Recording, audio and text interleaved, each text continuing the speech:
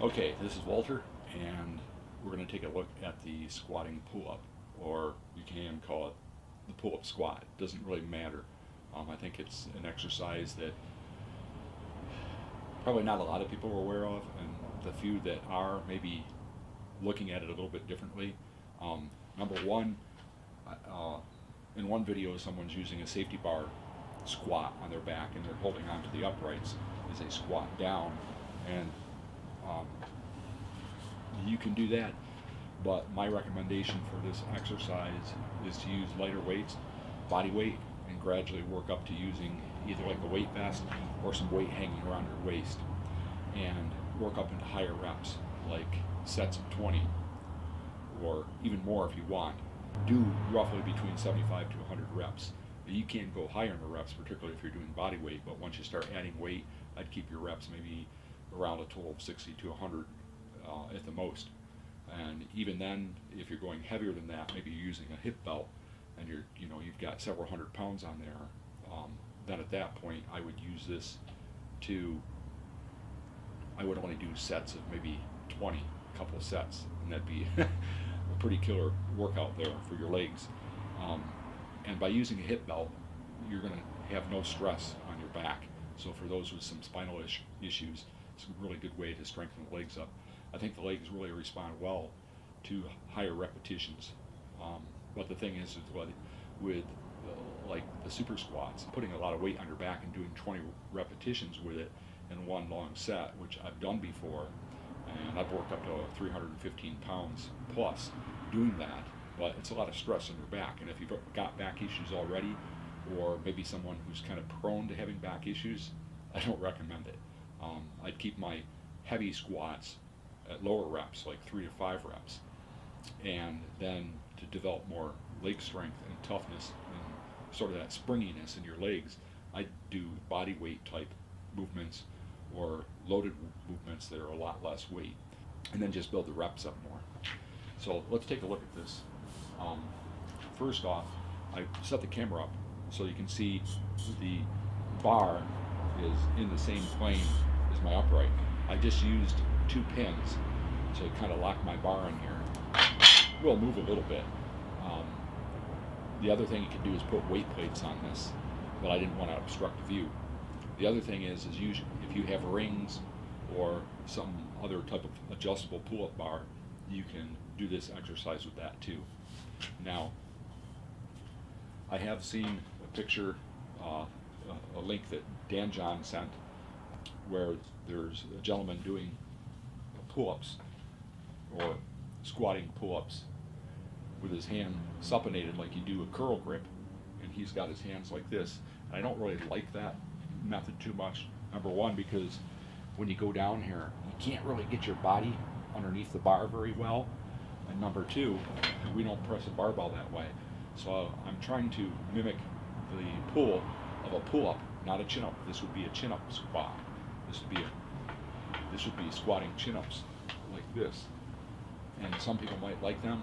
I don't really care for them. I think it's more stress on the arm, and also the fact that if you press a bar or do barbell snatches, your hands pronated, knuckles facing up at the bottom and palms facing you, and that's how you press a barbell, or you do an overhead snatch.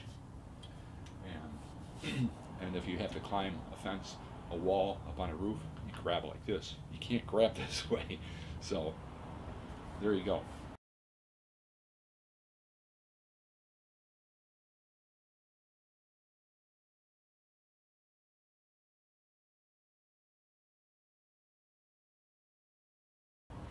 So what I want to do is with that pronated grip, I can't get my heels way back far because my bar here that is part of my squat rack or power rack is in the way. But if I get my heels all the way back here and I sink down into my squat, you can see my body's leaning back. I can keep my back nice and straight, kind of put your back in some traction, and I can use my legs and I can use my arms at the same time, so I could distribute the stress between my legs and my back and arms and getting my body back upright. So this can work really good for people that are having issues with squatting deep or issues with their pull-up. And by doing a lot of repetitions, you're kind of greasing the groove, or the technique of kind of doing a pull-up and also doing a squat. I think by keeping the feet back a little bit more, if you notice, with my feet back more, I can drop down into this position. My shins are a lot more vertical, so probably less stress on my knees. If I scoop my feet forward, so I'm under the bar more, then it's mimicking the position I would be in at the bottom of a snatch or a snatch squat. So, and then of course I move my hands wider. Also, by moving my body under the bar more, it opens up my chest, my shoulders a little bit more, and it creates more upper mobility in your thoracic region, or the upper part of your spine. So that's the other benefit of that, is squatting down. If I get forward more like this, you can see I'm getting more into that position than I would be in when I'm doing a snatch. And in this position, if I want, I can tighten everything up. And you notice as I tighten things up, my body kind of lifts a little bit. And I can kind of wedge into the barbell a little bit. Now, of course, with no weight, the bar is going to lift. So you can set another set of pins in here and just wedge up against it for a second or two and drop back down. Or put weight plates on it so the bar doesn't move, and you can kind of wedge your body in between the ground and the bar. And this can help you to improve your snatch position in your overhead squat. You just need to make sure that your body's far enough forward so the barbell is in the plane of kind of the back of your head. You can notice that position when I drop it down. When I get into that position, you can tell the barbell is dropping down behind this back of my head, which is the position I would be in if I was doing a snatch. The nice thing about this is a person can gradually work themselves down into a squat deeper and deeper if they're having issues with that, and a lot of people do. So, and you can also set this up inside the power rack. But if I can't squat down that far, what I can do is support some of my body weight by my hands, and I can get myself deeper in my squat, and gradually, as my legs get warmed up and my hips loosen up more, I can squat down deeper and deeper until a person can squat like this without any issues. The other nice thing is being down here in this bottom position, they can play around with their foot position pretty easily, and then kind of let go, put more weight on their body and sink into it more, get tight, and find that perfect position for themselves, which is very similar kind of to holding on to an upright pole and squatting down, or doorknob, or doing goblet squats with like a kettlebell. But this is a good technique to help a person improve their squat and their back positioning. The other nice thing about it is if I'm having issues with pull-ups in that I can't do one, or maybe I've got some maps going on in here, tennis elbow, golfer's elbow, whatever, maps, middle-age pull-up syndrome. A lot of times guys try to do too many pull-ups too fast and end up injuring this distal tendon down here from the biceps. So the nice thing about this is you can change your hand positioning, but you can squat down and use your legs. So there's not much stress on my arms, and then I can pull a little bit with my arms to help my squat. And it's getting that motion in my arm and flushing a lot of blood into this area. So there's a possibility that that might be used as a sort of a rehab protocol, perhaps. It's something that if someone has maps, you can experiment with and see if it does help. And the nice thing about this exercise is you can do a lot of reps, because maybe even if you can't squat 20 times with body weight very well, and you can do even 1 or 2 pull-ups, I guarantee you the first time you do this, you'll probably be able to knock out 30 of these puppies pretty, without too much effort, just because you can spread that stress of what you're doing around your body. So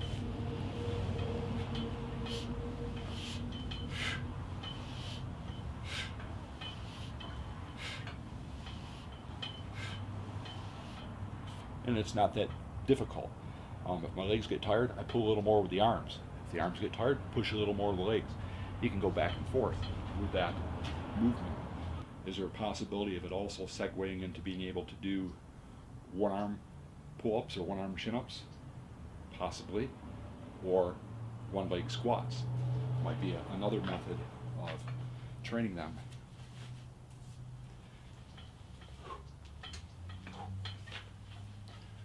Food for thought. So I actually think it's a pretty good exercise. Could be used as a finisher at high reps with just body weight or lightweight. Could be used as a part of a warm-up, or just as a standalone, kind of as a warm-up, as a workout type thing. You can also couple this with a muscle up. I don't know if I dare try it with my upright here because I don't want to whack my head, which is something you have to be aware of. But if you're doing it on rings, you can certainly do this, and then you can kind of practice that move with a lot higher repetitions. Sometimes doing high repetitions in something can help you grease the groove and get stronger and more enduring type strength that then you can begin to apply toward a more strength related activity. Because if your strength runs out when you're trying to lift something heavy, then you don't have any strength endurance. So you can kind of meld some things together, I believe. But see what happens. So I could be down in here in that squat position, and I can squat and pull myself up, and then perhaps shoot up over and do a muscle up. So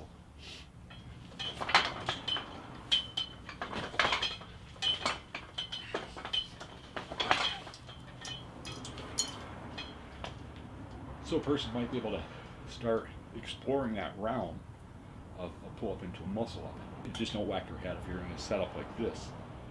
So it's just another possibility. Be very similar to a movement that you would do running up to a wall and jumping, and as you run up to it, you kind of squat down and jump and pull and jump and push yourself up over it at the same time.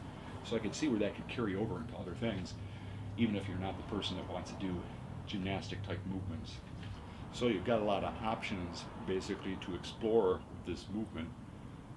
There's even some other options I won't get into in this video right now, but you can see that you can play with your footing by either moving your feet forward and getting your body more under the bar, so it imitates that snatch position a lot better, or you can move your feet back further where maybe it's less stressful on your knees for some people. And the same with the back, your back. Experiment with which position feels best for your back. Now, I switched these around and put this pin on here because this pin will slide. Because the thing is if you're back more and you go to pull up, you might find it, if it's just resting on pins, it'll pull your pins out. So you want something solid, or put the bar on the inside where it's going to hit the upright. Your pin isn't going to slide. Just something to be aware of. If you're going to do the ones where you kind of wedge under the bar, you can squat down, wedge up into it, and then pull yourself up. Now if you go deeper under the bar, something to be aware of is at the top, you're going to be leaning back a little bit to a certain degree. So when you go down, you want to make sure your face clears the bar, and then you drive underneath it.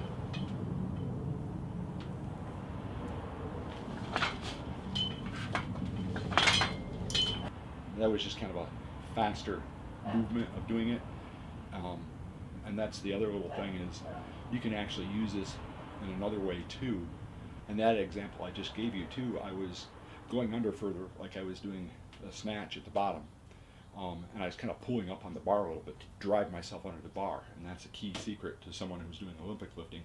A lot of guys don't know, unless they've been into it a while, when someone teaches them, they don't understand is when that bar is coming up to this point, they don't just drop underneath the bar, they're literally pulling on that bar to pull themselves underneath it quicker. So a little trick you can try is maybe putting your bar lower and putting some weight on it so it isn't going to move, or pulling it up against a pin so it's not going to move and then pulling it up from that point, pull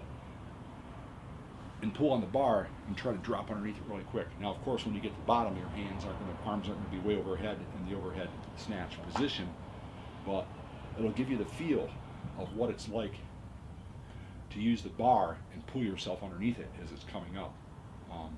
If you're messing around with cleans and snatches where you're dropping underneath that deep, and you're not sure what that feels like, if you play around with that setup and lower your pins and your bar a little lower, so maybe it's about this high, and get set on it and pull up against it, pull, and then pull yourself underneath and go down to your squat.